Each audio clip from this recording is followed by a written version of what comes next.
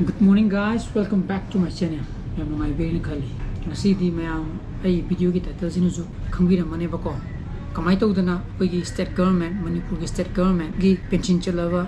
government employee singna masa masa gi pension fangiba treasury office chatabida yumdagi photo kamai tawna kap ka taki habado mayam sigi video se da mayam kamina rasi ko. Aina haiga de juju ngasi ngang khak tholok panate kuirabani ko kuirabani sigi provision sigi facility provide tawrise aduda sum treasury office ta chapakanda aina sum thengazaba haitare ko aidi anloraba pensioner mayamama magi family and relatives na pula kanda photo kapagi thengnabama sum ubai tare ko adu puraga laido moi nimituda aina haigadeba method se yadadana porakpuju oiramba yai khangam dabuju yai khangam jagadi sigi video sigi khutangda mayam khaminara siko pension chala matung da pensioner amana akoigi each and every 6 months kudingi pension chala pensioner je hingibra haibagi na pupibo oina every 6 months photo amam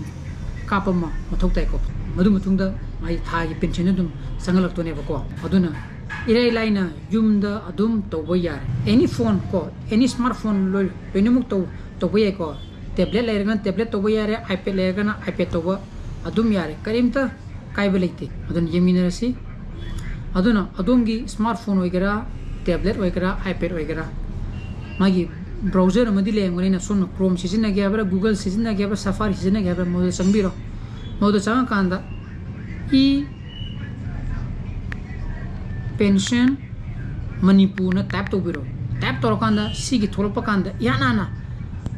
m pension manipur app hairiba website che sida changbiu ko amuka hairi mathaki yana tholakpa tholoktragaju m pension manipur app hairiba app se sida changbiro sida sanga kanda sigi windows je thola ne bako si tholopa kanda adumgi pensioner na managi salary withdraw to riba treasury do pension changi ba treasury do ti leramgani na modu do sida click toraga select to biro ko ai side example in Imphal West Treasury select or ke bako pension chalaba mi gitu ki magi PPO number ma lemgani madu PPO number do tap to biro PPO number et to birani torkanda mana pirami ba formation ki matung na dero bot ko retired government employee gi pambirani bako ga asai ki pension changi ba koi ki bank ki account number do madu duma last ki da hapiro hapa kanda login to biro login torkanda masai mai PPO number adagi pension gi maming adagi employee gi maming last photo kam kanda kap ki next photo 6 months after 6 months kai kap kani habitu lene muk thogla ne bako tholopa kanjida somda uriba tega photo je sida nambiro bako tega photo number kanda prositamu nambiro ai sigyo ne ai hire ge ko sidi hana number report ina magi next 6 months se wali bako prosit number kanda thogla ne ba tholopa kanda tawduje atei kai sunate nimitugi newspaper ama thaba waida saina paibira ne ba ko haidi magi front page to ko saina khra wangna adum pai be du yari khana nakshana ka kapiro moine sida uduje pai ri ba khabar je kapi bu nimitugi khabara tarik tuni ko moine yengduje adon sigi prostitution number kanda hojiki do aina khabar paire ga ready de lebiro aduga frame sanare yare ha kanda click to biro bako click to kanda click hek to gibaga smile to harakane no ona harakane no harba kanda khaya chi kitang to ga tala no khalere ko modu no pakan smile du gijum capture to gane ba capture to kana masama thandana process to raga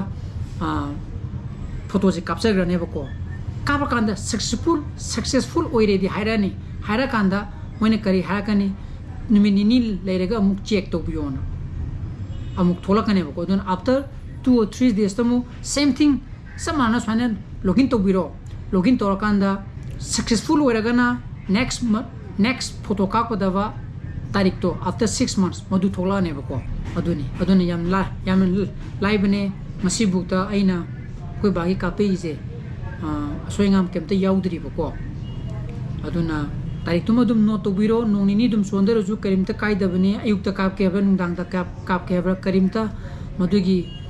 timing leite to bu kapi ba numitugi local newspaper gi lemai ai front page tu mudi han thaba waida pai bi daga kap tare ko yam live ne aduna si toraga di ngasai gi koi gi hanoi ba pensioner mayam ko adam queue lebna daga ju yum de ge dum si khudong sa baje adum yam line lobo yare ko aduna khangdaba mayam le ga di khangjan biro aduga mayam si gi video su pambi thoga di atopa sing de dum share to bi ko aduna ngasi gi post mata introduction jara ge post pambi thoga di like to biro mo share to bio anogo viewers koi biro subscribe to biro mo kon musana basile bio so please be safe and be healthy bye bye good night